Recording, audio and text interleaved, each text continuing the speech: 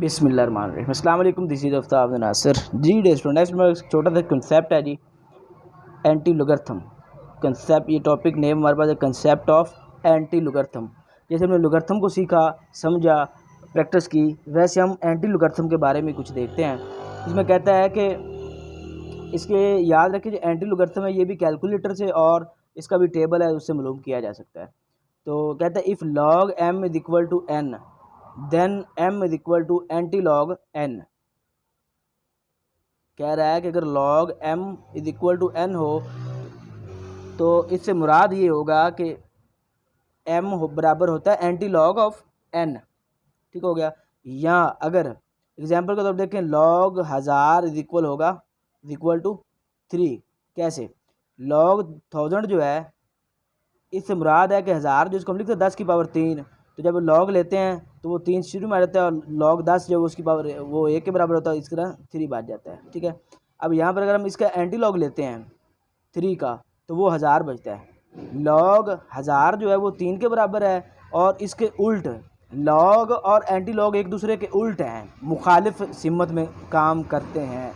जैसा कि अब 5 बराबर है 6 जमा 3x जमा 5y, इसके बराबर फ़र्ज कर लें तो 3x जमा 5y जो है वो बराबर होगा 3 के।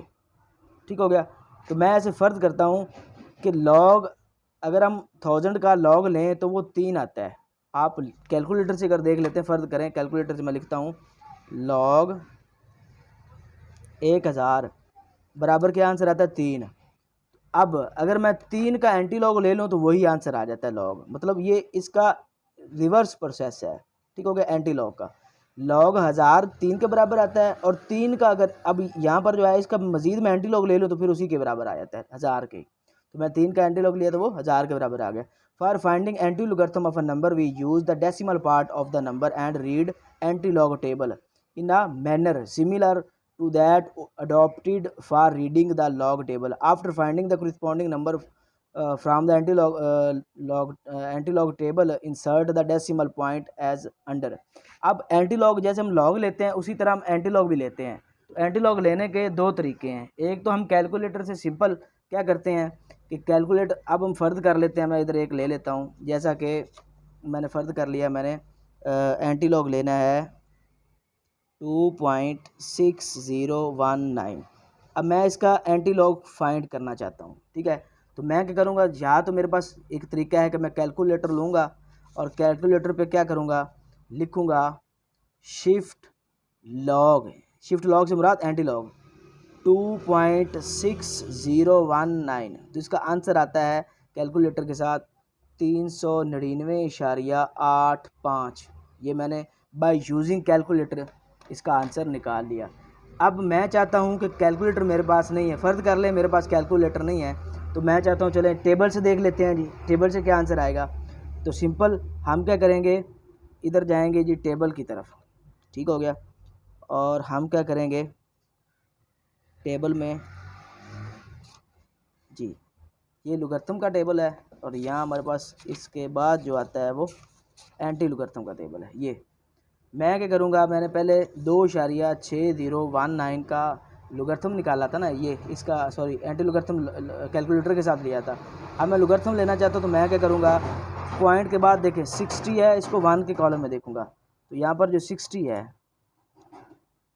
ठीक हो गया 60। अब मैंने पॉइंट के बाद वाले जो हैं उनका जिक्र करना है और उनको लेके चलना है आगे।